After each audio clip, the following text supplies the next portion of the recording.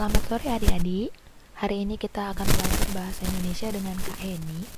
Materi kita hari ini mengenai teks diskusi. Disimak ya video pembelajarannya. Kita mulai. Pertama, kita lihat dulu pengertian dari teks diskusi. Teks diskusi adalah teks yang memberikan dua pendapat berbeda mengenai suatu hal, pro dan kontra, mendukung dan menolak, yang mengakibatkan kedua belah pihak menjadi saling membicarakan masalah yang menjadi persoalan, dalam artian berdiskusi.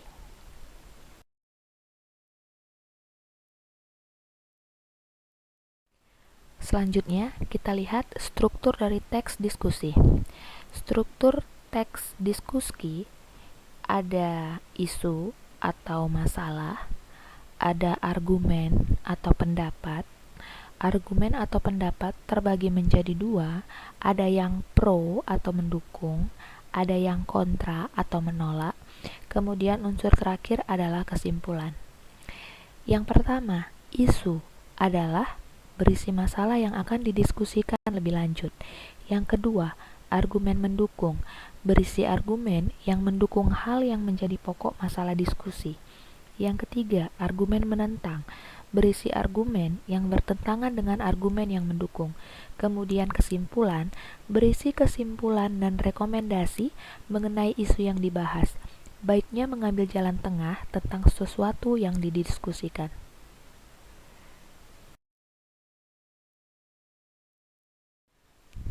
Kemudian, tujuan dari teks diskusi. Untuk apa kita berdiskusi?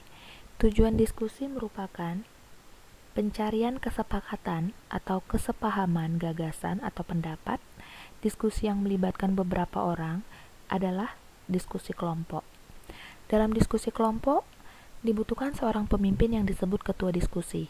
Tugasnya untuk membuka dan menutup diskusi, membangkitkan minat anggota untuk menyampaikan gagasan, menengahi anggota yang berdebat, serta menyimpulkan hasil diskusi.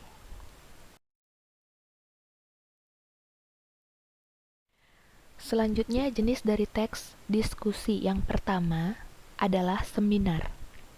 Seminar adalah sebuah pertemuan khusus yang memiliki teknis dan akademis yang tujuannya untuk melakukan studi menyeluruh tentang suatu topik tertentu dengan pemecahan suatu permasalahan yang memerlukan interaksi di antara para peserta seminar yang dibantu oleh seorang guru besar ataupun cendekiawan. Itulah yang dimaksudkan dengan seminar. Jenis diskusi yang kedua adalah simposium. Simposium merupakan suatu serangkaian pidato pendek di depan pengunjung dengan seorang pemimpin. Simposium tersebut menampilkan beberapa orang pembicara, serta juga mereka mengemukakan aspek-aspek pandangan yang berbeda, serta juga topik yang sama. Itulah yang dinamakan simposium. Yang ketiga adalah diskusi panel. Diskusi panel adalah forum pertukaran pikiran yang dilakukan oleh sekelompok orang di hadapan sekelompok hadirin mengenai suatu masalah tertentu yang telah dipersiapkan. Diskusi panel adalah sekelompok individu yang membahas topik tentang kelebihan pada masyarakat atau pendengar diskusi. Yang keempat, kongres.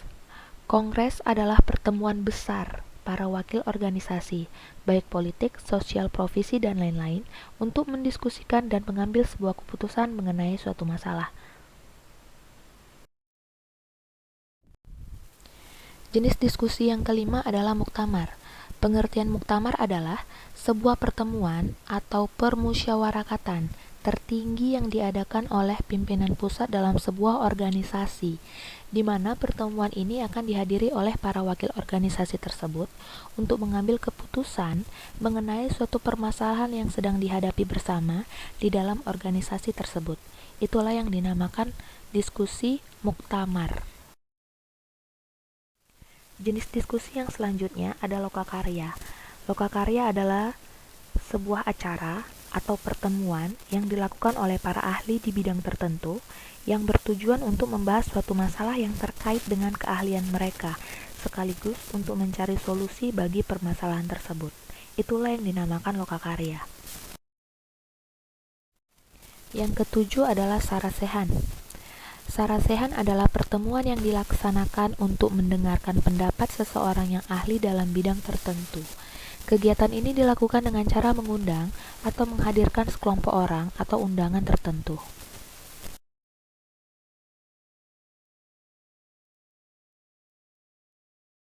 Selanjutnya, kaidah kebahasaan pada teks diskusi. Yang pertama, penggunaan konjungsi perlawanan atau bertentangan. Konjungsi atau kata penghubung bertentangan atau perlawanan adalah tetapi, sedangkan, namun, melainkan, sebaliknya, dan lain sebagainya.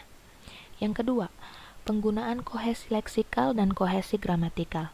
Kohesi leksikal adalah kepaduan yang dicapai melalui pemilihan kata atau makna kata. Kohesi gramatikal adalah kepaduan yang dicapai dengan menggunakan elemen dan aturan gramatikal atau tata bahasa Indonesia. Yang ketiga, penggunaan modalitas. Modalitas adalah kata yang mempunyai makna kemungkinan, kenyataan, dan sebagainya yang dinyatakan dalam kalimat. Biasanya dinyatakan dengan kata-kata seperti harus, akan, ingin, dan mungkin.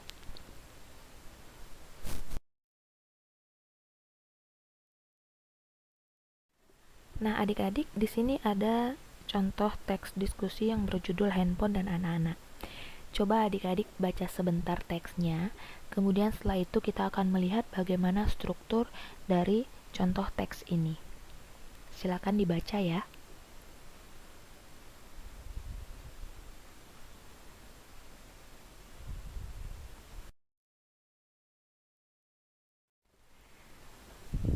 Sudah dibaca teks diskusi yang berjudul handphone dan anak-anak?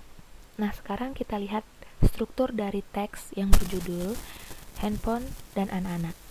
Judulnya handphone dan anak-anak, kemudian kita masuk ke masalah atau isu. Yang menjadi masalah dalam teks ini adalah handphone atau orang sekarang lebih sering menggunakan smartphone adalah sebuah perangkat yang digunakan untuk mempermudah manusia dalam urusan komunikasi. Tidak hanya komunikasi saja, smartphone juga digunakan untuk membantu keperluan manusia lainnya. Hampir setiap orang memiliki HP, termasuk anak kecil sekalipun. Walaupun begitu, banyak sekali pro dan kontra dalam hal pemberian HP untuk anak-anak. Nah, paragraf inilah yang menjadi masalah atau isu dalam teks diskusi ini. Kemudian kita masuk pada struktur argumen. Pendapat atau argumen pendukung atau pro. Yang termasuk ke dalam argumen pro, yaitu pihak yang mendukung atau pihak yang pro terhadap pemberian HP kepada anak-anak, menganggap bahwa dengan adanya alat komunikasi ini, orang tua menjadi lebih mudah dalam memantau dan mengawasi kondisi anaknya kapanpun dan dimanapun. Selain itu juga, dengan adanya HP atau smartphone, membuat anak lebih mudah mengakses informasi-informasi yang mereka butuhkan dalam menunjang proses pembelajaran di sekolah. Nah, itu adalah argumen pendukung. Kita lihat argumen menentang atau kontra. Sedangkan pihak yang kontra atau pihak yang menentang pemberian HP untuk anak-anak beralasan bahwa anak-anak belum saatnya untuk diberikan teknologi yang canggih ini. Hal ini disebabkan karena tidak semua informasi di internet itu baik. Banyak pula konten berbahaya yang tidak boleh diakses oleh anak-anak. Selain itu, dengan memberikan HP kepada anak-anak, membuat dia menjadi pribadi yang pasif dan susah bergaul dengan lingkungan sekitar karena ia lebih asik bermain game di HP-nya. Nah, kita lihat struktur teks diskusi yang bagian kesimpulan atau saran. Berdasarkan kedua argumen di atas, kesimpulan yang dapat kita dapat adalah bahwa pemberian HP untuk anak-anak sebenarnya tidak wajib. Namun, jika memang sangat diperlukan, orang tua harus memberikan pengawasan ketat kepada anaknya. Orang tua harus mengetahui apa saja yang diakses oleh anaknya dan selalu mengingatkan akan hal baik yang boleh diakses dan hal buruk yang tidak boleh diakses agar tidak terjerumus ke hal-hal yang negatif. Nah, itulah dia contoh dari teks diskusi dengan strukturnya. Kakak harap adik-adik sudah dapat memahami bagaimana struktur dari teks diskusi.